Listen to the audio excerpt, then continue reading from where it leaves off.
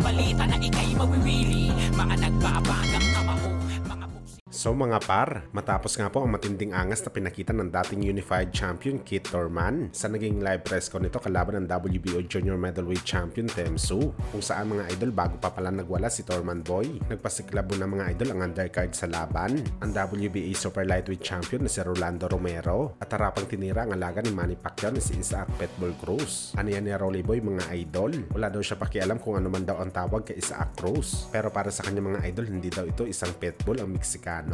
At palagay niya isa lamang itong maliit na aso, kagaya ng Chihuahua o di kaya Pug, na di masamak na mas maliit kumpara sa Pitbull. Dagdag pa ni Rolly, pangit man daw marinig ito mga idol, pero agawin daw nito ang atensyon ng mga boxing fans na manonood sa laban nila sa March 30 dahil wawasakin daw nito si Isaac Pitbull Cruz sa harapan ng mga boxing fans nito na galing sa Mexico. Naniniwala kasi si Rolly mga idol na isang tailor-made daw ang boxing style ni Isaac Pitbull Cruz sa kanya, kaya sinisigurado ni Rolly na uuwi daw talaga ang Mexican fighter na may dala na knockout loss sa kanyang kartada. Bagamat agad naman po inalmahan ni Pitbull ang mga sinabi ni Rolly Boy, pagbigyan na daw natin ngayon si Romero na magsalita dahil hanggang press con lang naman daw ang kanyang power. Pagdating daw sa aktual na laban, ilalabas daw ni Pitbull ang baho ni Romero, yung katotohanan na isa lamang itong mahinang kampiyon sa kanyang dibisyon. Ginagarantiya daw ng alaga ni Pacman na knockout daw talaga magiging resulta ng laban nila, at sa ngayon pa lang daw mga idol, sinasabi na ni Pitbull na hindi daw siya mananockout sa bakbakan.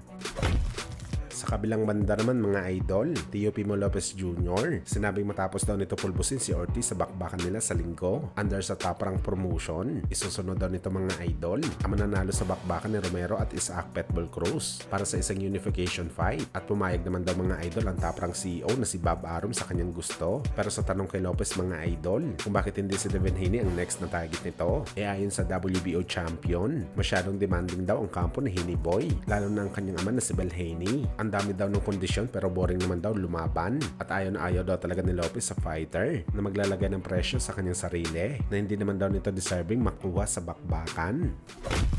Samantalang speaking sa Top Rank CEO na si Bob Arum, ibinalikan po ng ating pambansang kamao Manny Pacquiao ang mga sinabi nito dati kay Bob Arum, kung saan prangkang sinabi ni Pacman sa dati nitong promoter na kaya daw talaga nito talunin si Oscar De La Hoya sa bakbakan. Pinagtatawanan kasi noon si Pacman nung kinasa ang laban nila ng Mexican legend dahil nga sobrang liit ito kumpara kay Golden Boy. Balak pa nga daw dati mga idol na i-cancel ang laban nila dahil marami daw tao na pinagtatawanan si Pacman sa dahilan na parang anak lang daw siya ni De La Hoya, pero pinursige daw ni Boss Manny na makuha ang tagumpay sa laban na yon at patunayan sa lahat na isa ito sa mga halimaw sa boxing sports.